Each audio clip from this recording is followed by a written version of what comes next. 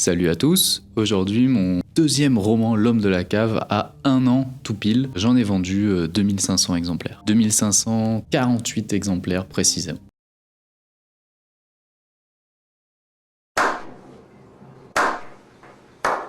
Mon premier roman, j'en ai vendu 152 en 3 ans. Pourquoi je vous dis ça? Certainement pas pour vous étaler comme ça ma réussite en plein visage, pour me la péter. Je suis clairement pas Franck Tillier, mais je sais que j'ai réussi à atteindre ce que certains d'entre vous aimeraient avoir en termes de chiffre de vente. Donc j'ai connu des mois entiers sans aucune vente avec mon premier roman, et j'ai connu des mois entiers avec des dizaines de ventes par jour avec mon deuxième roman, donc L'Homme de la Cave. J'ai connu ce sentiment de frustration, de tristesse de voir que mon premier roman, il intéressait personne, que les ventes pendant des mois elles stagnaient à zéro, qu'aucun avis n'était publié sur Amazon, bref que je n'avais aucun retour. Alors que j'étais sûr pour mon premier roman d'avoir tout fait correctement. Écrire le meilleur roman possible, mettre en avant son originalité, créer une couverture qui se différenciait des autres, etc.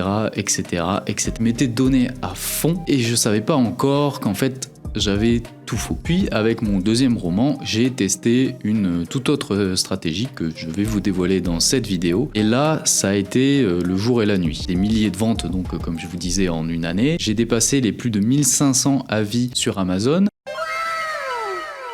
Et j'ai réussi à me créer une petite communauté de lecteurs fidèles. Et donc, je profite de l'anniversaire de mon second roman pour faire une sorte de bilan sur tout ce que j'ai entrepris pour faire connaître ce livre. En comparaison avec mon premier, je vous partage cette expérience. Petit warning, tous les conseils que je vais vous donner ne sont pas paroles d'évangile, ils ont fonctionné pour mon roman spécifiquement dans son genre thriller policier, avec son synopsis, avec sa couverture, enfin avec toutes les spécificités qui lui appartiennent. Petit warning 2, le retour de l'avertissement. Tous les conseils sont dans l'optique de publier un roman sur Amazon en auto-édition. Bien sûr que faire connaître un roman en librairie avec un éditeur n'a absolument rien à voir. Voilà, je préférais juste le préciser. Ceci étant dit, en route pour ce premier conseil. On va commencer par un sujet qui fâche, et je sais que c'est un conseil qui va pas plaire à tout le monde. Les réseaux sociaux ne vous aideront pas à vendre votre roman. Hello, darkness, my old friend. Je vais m'expliquer. Si on regarde mes réseaux sociaux, qu'est-ce qu'on voit? 350 abonnés sur Instagram. Presque pareil sur YouTube, on approche des 400. Mes vidéos YouTube, à part quelques cas très rares, font en moyenne 100-150 vues par vidéo. Si tous ces abonnés achetaient un exemplaire de mon roman, et je vous assure qu'on est très loin du compte, ils représenteraient à peine 14% des ventes de mon deuxième livre, L'Homme de la Cave. Bien sûr, parmi ces abonnés, il y a des lecteurs fidèles, des amis, la famille, et je crache pas du tout sur leur soutien qui est extrêmement précieux. Ce que je dis, c'est que si les réseaux étaient si puissants pour faire connaître son roman, je devrais avoir des milliers d'abonnés, ce qui n'est pas du tout le cas. Prenons un autre exemple. L'auteur Florian Denisson, qui est un auteur lui aussi auto-édité, qui cartonne avec ses romans et que je vous conseille fortement de lire. Sur Amazon, on peut voir que tous ses romans dépassent les 1000 avis, voire les 2000 avis. On peut donc supposer qu'il vend des milliers d'exemplaires de chacun de ses romans par an. Voyons combien il a d'abonnés. Sur Instagram,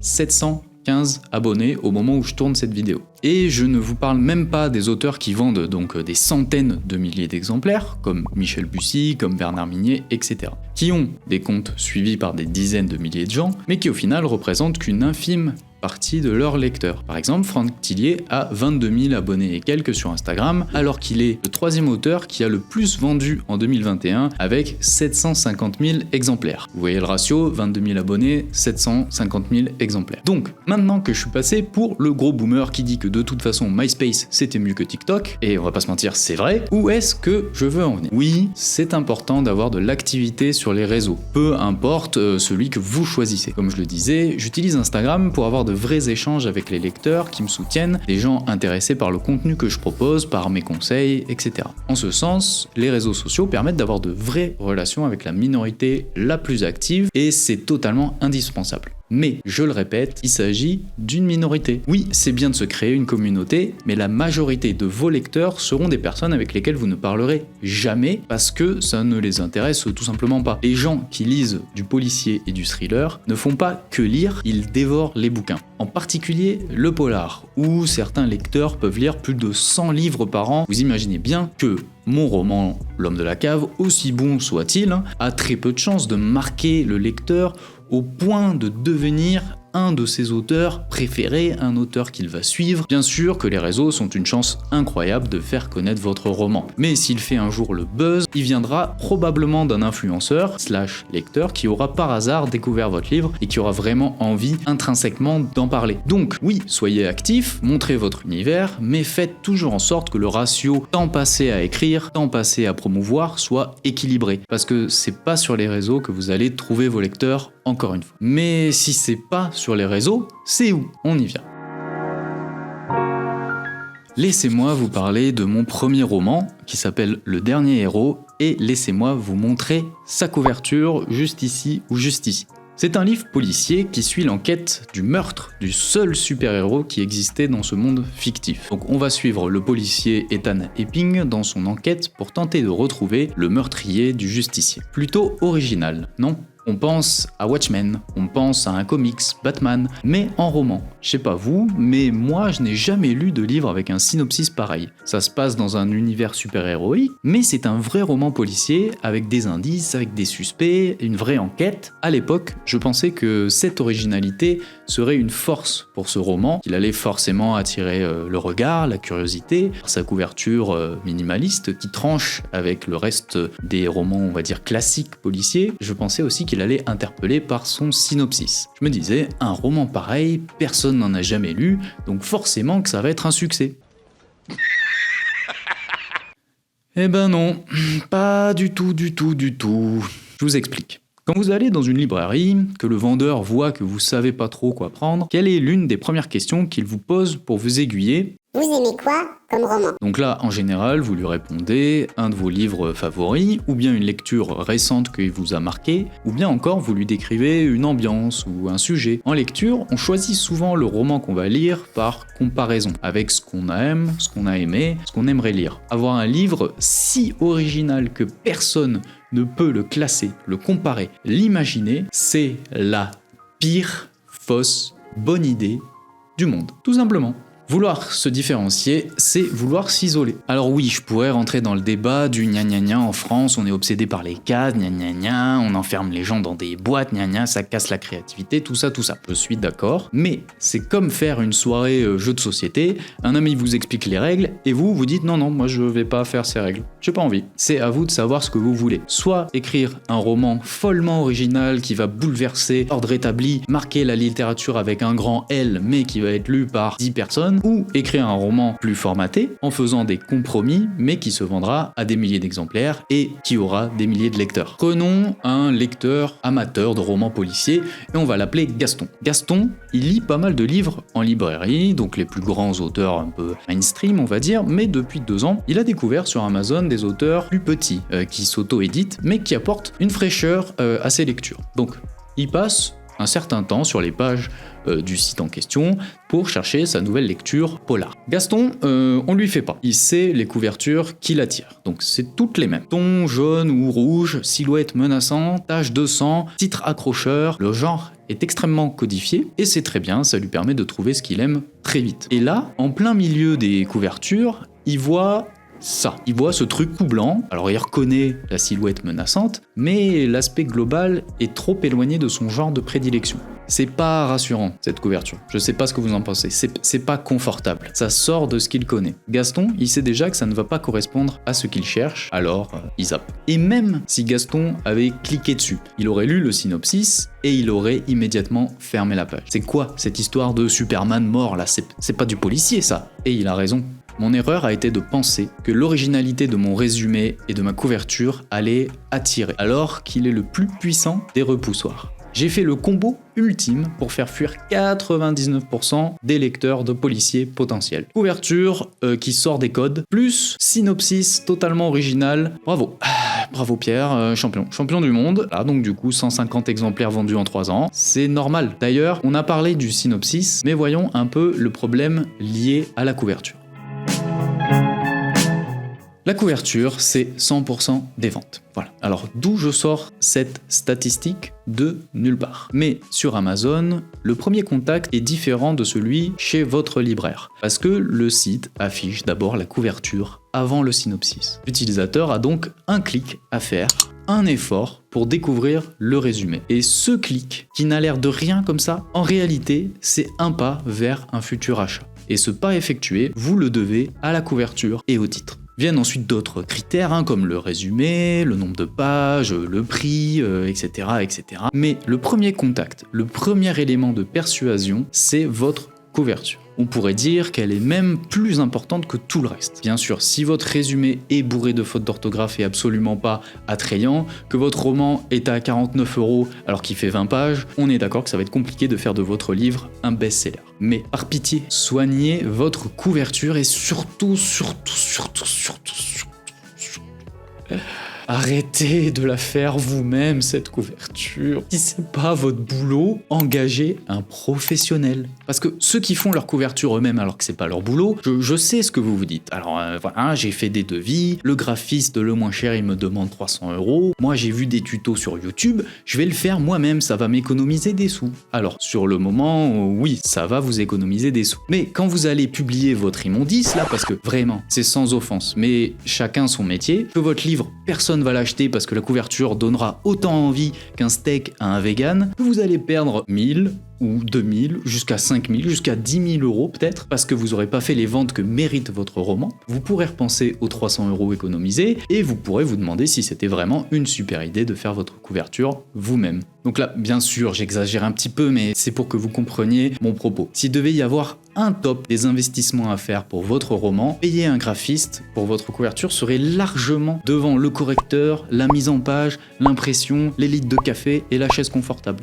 Largement. Je ne dis pas que d'avoir un correcteur ne sert à rien, c'est pas ce que je dis. Votre livre peut être bourré de fautes d'orthographe, si votre couverture a donné envie, vous aurez fait une vente. Bon, après, c'est comme ce que je disais pour le résumé. Si votre roman est mauvais et illisible, vous allez vous prendre 1 étoile sur 5 et ça sera... Ciao. Je répète, l'idée n'est pas d'arnaquer les gens, de vendre des textes pourris, mais avec des belles couvertures. Ce que je dis, c'est qu'il faut éviter qu'il vous arrive la chose la plus triste qui peut arriver à un livre, c'est que personne ne le lise parce que la forme ne donne pas envie de découvrir le fond. Amazon est bourré de romans magnifiques, très bien écrits, qui ne sont pas lus parce que l'auteur n'a pas voulu se payer les services d'un graphiste. Imaginez votre roman comme un restaurant. Préparez la carte depuis des mois, vous avez travaillé vos plats, confectionnés avec amour, des mets délicieux. Vous avez trop hâte de les partager avec vos clients, mais vous n'avez pas eu le temps de vous occuper de la devanture, donc il y a des néons dégueulasses, les vitres sont cassées, les fauteuils sont rouillés, la déco est immonde. Vous croyez vraiment que les clients qui vont passer devant vont venir juste dans l'espoir que malgré tout la cuisine est peut-être bonne? Bien sûr que non. Après l'échec entre guillemets, ou en tout cas la désillusion de mon premier roman Le Dernier Héros, j'ai étudié de fond en comble les couvertures de romans thriller policier. J'ai analysé les éléments récurrents, les couleurs inhérentes au genre, en privilégiant le top des ventes pour comprendre les mécaniques qui étaient régulières dans ce style. J'ai vu par exemple que l'illustration est très peu présente en France, alors qu'elle est beaucoup plus présente dans les pays anglo-saxons. Chose que j'avais fait sur Le Dernier Héros. La majorité présente des couvertures réalistes avec des photomontages, alors que moi j'avais fait quelque chose de plus illustré. J'ai découvert aussi que les fonds des couvertures sont souvent sombres, noirs, le foncé, avec du grain, de la texture. Le Dernier Héros avait un fond blanc très épuré. On aperçoit souvent des humains de dos, des silhouettes menaçantes. Il y a de l'humain sur ces couvertures, mais qui souffrent ou qui cache un secret. Bon, ça je l'ai fait sur Le Dernier Héros. Bon, on peut pas se tromper non plus tout le temps. Mais ma stratégie pour L'Homme de la Cave, c'est basé en opposition avec l'échec de mon premier roman. Cette stratégie, c'était se fondre dans la masse. Utiliser les codes de mon genre à la perfection. Le titre en gros, visible, avec une typographie sans empattement, les tons rouges, le photomontage, la silhouette menaçante, la maison sinistre, le titre mystérieux, tout. Cette couverture est jolie, certes, mais elle n'a rien d'original. Et c'est ce qui a fait, je pense, de ce roman un succès. Parce que la couverture, d'un coup, devient un repère parfait pour les amateurs du genre. Et vous voulez savoir un secret? Mon histoire présente plusieurs éléments réellement originaux pour le genre thriller polar. Sauf qu'à la différence du premier, j'ai pas utilisé cette originalité comme argument de vente, mais au contraire, je l'ai masqué. Est-ce que j'ai menti? Non, j'ai maquillé la vérité. Tous les parents utilisent un jour cette méthode avec leurs enfants. Leur enfant n'aime pas tel ou tel aliment, un légume, une épice, peu importe. Au lieu de lui servir des épinards crus en le forçant à tout finir, les parents vont plutôt mixer l'épinard dans une soupe, le mélanger à d'autres légumes pour que l'enfant goûte sans s'en rendre compte. Et à la fin, bien souvent, l'enfant a adoré. Ça doit vous rappeler sûrement des souvenirs, tous les parents du monde font ça. Je me suis inspiré de ça pour écrire mon résumé. Ça a dû déjà vous arriver, donc d'acheter un roman en vous basant sur le résumé et de vous rendre compte qu'une fois le roman terminé, ce résumé-là, cette quatrième de couverture, ne mentait pas, mais avait joué avec la réalité de son histoire pour se fondre dans un genre ou pour donner plus envie. Et une fois que le lecteur est accroché, une fois qu'il a commencé sa lecture, c'est gagné. Parce qu'ensuite, on peut se permettre de déployer toute l'originalité, toute la sensibilité, tout le talent de l'auteur parce qu'on a réussi à capter l'attention du lecteur. C'est ce que j'ai fait pour L'Homme de la cave. Sans spoiler, il y a un élément de l'histoire surprenant pour un roman policier, comme je vous disais, que j'amorce dans le résumé. Je vais vous le lire. Août 1988. Albin, 9 ans, perd sa mère. 4e victime d'un tueur en série qui ne sera jamais arrêté. Août 2018. Albin est devenu criminologue spécialisé dans les infanticides. Alors que sa femme est enceinte de leur premier enfant, il apprend le décès de son père, avec qui il avait coupé tout contact depuis de nombreuses années. Albin se rend alors à Montmal, petit village du sud de la France, dans lequel il a grandi pour assister à ses funérailles. Très vite, son retour est semé d'événements étranges. L'incendie de sa maison d'enfance, la découverte du corps d'un jeune garçon portant la signature du tueur de 1988 et cette mystérieuse cave qui semble renfermer plus que de simples souvenirs. Et si le temps offrait une dernière chance de résoudre les énigmes du passé? Dans la phrase « cette mystérieuse cave qui semble renfermer plus que de simples souvenirs », j'amorce cette originalité sans l'amener frontalement. Je prépare le lecteur parce qu'une fois embarqué dans mon histoire, le plus gros sera fait. Après, qu'il adhère pas à cette touche nouvelle, c'est un parti pris assumé, un risque, mais au moins j'aurai donné toutes les chances à mon roman de convaincre. Mon conseil est le même que pour la couverture. Analysez les résumés des top ventes de votre genre. Observez les éléments qui reviennent, les tournures de phrases, les accroches narratives. Pour mon résumé, voici les éléments que j'avais vus comme récurrents dans beaucoup de synopsis et je les ai réutilisés. Tueur en série, jamais arrêté. Décès du père. Événement étrange. Incendie inexpliqué. Découverte d'un nouveau corps. Mystérieuse cave.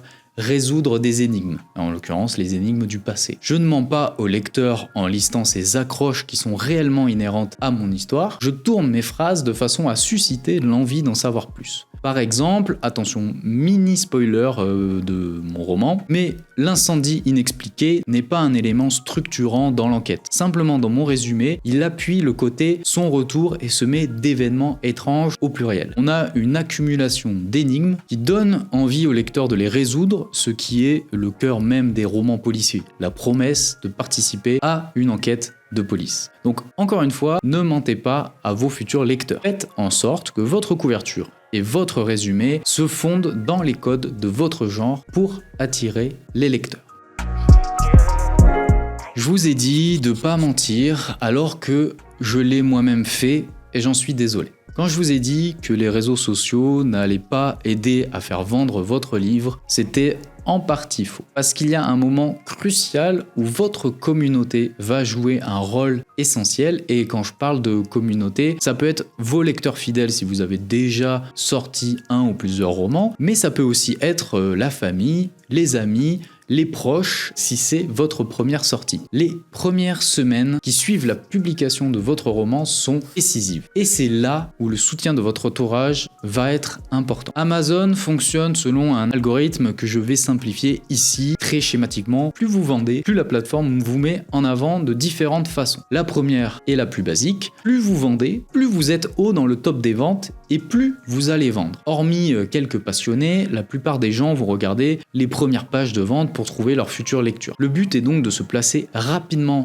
en première page, si possible dans le top 10, pour enclencher ce que j'appelle l'effet boule de neige. Plus vous allez vendre, plus vous allez être haut dans le classement, plus vous allez être visible, plus vous allez vendre, plus vous allez être haut dans le classement, etc., etc. C'est en partie ce qui s'est passé, ou en tout cas ce que j'ai pu analyser pour mon roman L'homme de la cave. Donc très vite, je suis arrivé numéro 1 des ventes de ma sous-catégorie, ce qui m'a fait grimper dans ma sous-catégorie qui était enquête de police, ce qui m'a fait grimper dans ma première et la plus grosse catégorie, genre policier, etc., etc. Donc cette première couche, on va dire, de mise en avant, si vous réussissez à enclencher le cercle vertueux dont je vous parle, va activer une autre mécanique de mise en avant chez Amazon, c'est qu'il va vous recommander. Il va recommander votre roman. Cela passe par plusieurs biais. Donc ça peut être des petits encarts que je vous affiche ici, comme dernière nouveauté ou plus demandé. Ça peut être aussi des emails que les lecteurs vont recevoir où ils vont conseiller votre roman. Ça peut être des mises en avant sur d'autres pages. Et enfin, cette seconde couche, engrangeant encore plus de ventes, Amazon va finir par vous proposer de faire partie de différents événements. Allez viens.